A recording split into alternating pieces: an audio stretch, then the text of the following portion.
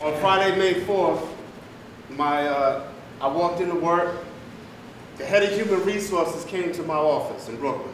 At this point, I didn't know what the hell was going on. They said they want to have a discussion with me. So I said, if we're discussing things, I have my wire guard rights, I need my union rep. So long story short, my union rep comes and they start bringing up a job that happened a week ago. Asking me all these crazy questions. Where was I? How come you weren't at the front of the building? All this stuff, and I'm like, so I answered all the questions. I gave them all the answers. They sent me back out to work. An hour later, they called me back in, asked for my ID, my keys, and my phone, and said, you're suspended indefinitely. They didn't give me a reason, nothing. Out on the street.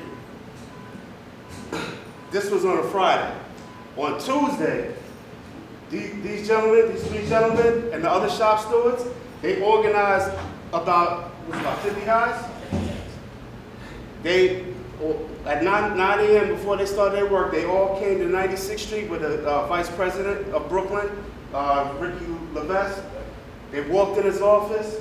These guys, like I said, demanded that I get my job back. Each one of them had these stickers on saying Jerome, and Tex went out to work with these stickers on saying Jerome.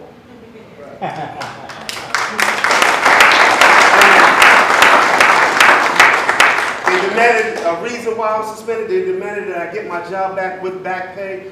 And they went there for about an hour and a half talking to these guys. So after the meeting is over, about an hour later, there's a big conference call. All the management in Brooklyn, guess who's on the conference call? James Dolan. Getting on all these guys' management because they effed up again. They didn't do, they did nothing right. The next day, I get a call, report back to work tomorrow. Point blank. And I'm gonna tell you, when I came back to work, they cleaned out my truck. My ID was destroyed. I had to get a new ID. These guys planned on firing me straight up in the back. And if it wasn't for the strength of my union brothers and my union family and the CWA, an hour after I was suspended, my vice president called me and said, you know what? While you're not working with Cablevision, you're working for the union. So I had a job. Strong back by the union.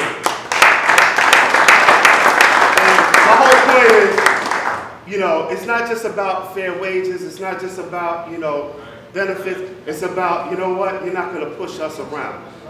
Just because I stood up for everybody, I just didn't stand up for myself. I stand up for everybody under the Cablevision system. I want everybody to have a livable wage. I want everybody, not to be bullied, not to be fired, not to be suspended for no reason at all. You understand? And that's what you guys got to do. When you guys go to the, you probably starting next week or maybe even this week, they're going to have these big union busting meetings. They're going to come with a whole bunch of bull crap. They're going to tell you, people are going to tell you, you might lose your cable, you might lose your 401k. They're going to tell you you're going to lose everything by going to collective bargaining. We haven't lost a thing. We haven't lost one thing. And as a matter of fact, we gained. Because what we did in Brooklyn got you guys more money in your pocket.